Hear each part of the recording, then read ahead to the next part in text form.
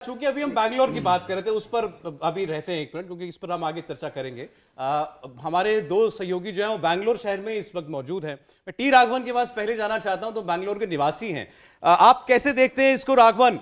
Bangalore city में, बेंगलुरु शहर में, माफ कीजिएगा, बैंगलोर नहीं बेंगलुरु में, अगर हमारा सर्वे ये बता रहा है कि बीजेपी पिछली बार से 4 सीटें ज्यादा जीत सकती है, और हो सकता है कुछ लोगों को ये जानकर आश्चर्य हुआ हो कि पिछली बार बेंगलुरु, ग्रेटर बेंगलुरु रीजन में कांग्रेस पार्टी सबसे बड़ी पार्टी थी 17 सीटों के साथ, बीजेपी नहीं, जिसको हम लोग एक अर्बन फिनोमिना मान करके चलते हैं।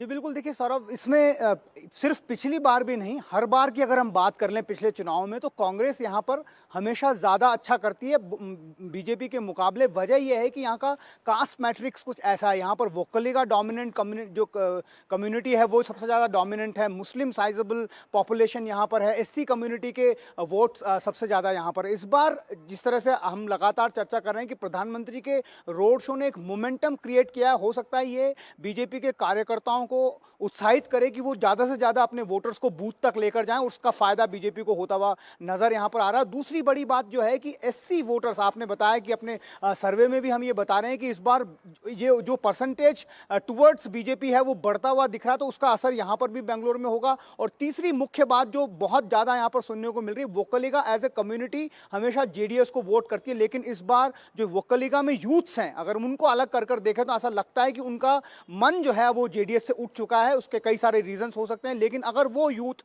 या फिर वो कांग्रेस की तरफ शिफ्ट होगा या बीजेपी की तरफ शिफ्ट होगा, और अगर सर्वे के हमारे ये जो अनुमान है वो सही है, तो लगता है कि वो बीजेपी की तरफ शिफ्ट हो रहा है, और जिसका फायदा यहां पर बीजेपी को मिलता हुआ दिख रहा है। बिल्कुल, देखिए आने वाले नतीजे बताएंगे कि किसको कितना फायदा मिल रहा है, लेकिन लगातार जैसे हम चर्चा कर रहे हैं, अब रीजन वाइज आपको हम बता रहे हैं कि आखिर रीजन वाइज ओपिनियन पोल में किसको कितना फायदा मिल रहा है। अब हम ग्रेटर बेंगलुरु के बाद अगले रीजन की तरफ बढ़ेंगे और आपको बताएंगे कि वहां पर आखिर किस तरीके से फायदा मिल रहा है, बीजेपी को मिल रहा है, कांग्रेस को मिल रहा है या जेडीएस को मिल रहा है।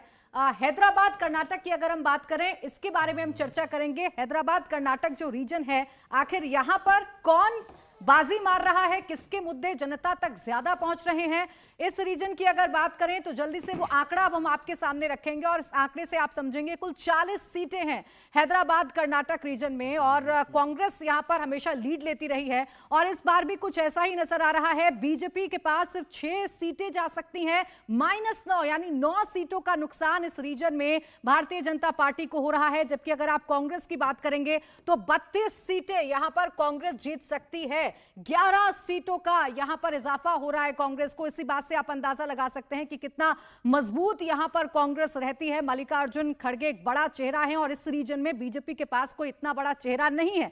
जेडीएस की बात करें तो जेडीएस यहां पर कुछ ज्यादा कमाल करती हुई नजर नहीं आ रही है। सिर्फ 2 सीटें इस रीजन में जेडीएस को मिल सकती हैं। सीधे सीधे 2 सीट का नुकसान जेडीएस को हो रहा है। अन्य की बात करें तो अन्य का यहां पर कोई भी खाता नहीं खुल रहा है। यानी अभी फिलहाल आप हैदराबाद कर्नाटक रीजन को देखेंगे तो यहां बीजेपी को नुकसान हो रहा है। बीजेपी 6 सीटें जीत सकती है, 9 सीटों का नुकसान है। उसके उलट अगर हम कांग्रेस की बात करें तो 32 सीटें कांग्रेस को मिल सकती हैं। 11 सीटों का यहां पर जो फायदा है वो कांग्रेस को हो रहा है। इंडिया टीवी हर वक्त हर जगह डाउनलोड करने के लिए सर्च करें India TV news Google play store या ऐप स्टोर पर।